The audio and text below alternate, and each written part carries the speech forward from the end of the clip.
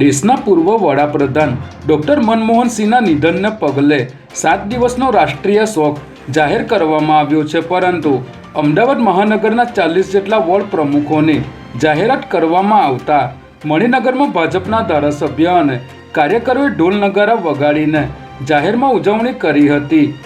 જોકે આ ઉજવણીની તસવીરો અને વિડીયો સોશિયલ મીડિયામાં વાયરલ થતા ભાજપના નેતાઓની ચારે કોરથી ટીકાઓ થઈ રહી છે। ત્યારે આ ઉજવણીના ફોટો અને વિડીયો જૂના હોવાનું મણિનગર ભાજપના ધારાસભ્ય અમૂલ ભટ્ટે જણાવ્યું હતું।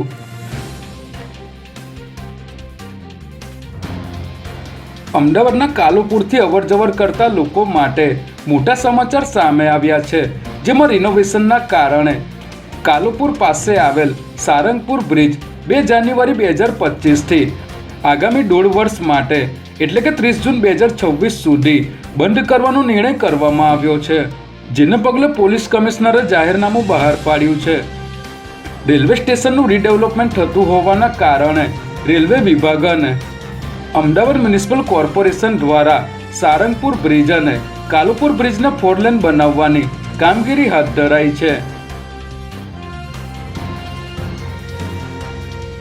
સ્ટેટ જીએસટી વિભાગ દ્વારા અમદાવાદ સ્થિત રાજશ્રી પાન મસાલા અને ફ્લેવર તમાકુના વેપાર સાથે સંકળાયેલા વેપારીને ત્યાં સર્ચ અને જપ્તીની કાર્યવાહી હાથ ધરવામાં આવી હતી। ત્યારે તપાસ દરમિયાન રોકડ વ્યવહારો દ્વારા બિનહિસાબી વેચાણ અને બિનહિસાબી સ્ટોક જેવી કેટલીક ગેરરીતિઓ ધ્યાનમાં આવી હતી।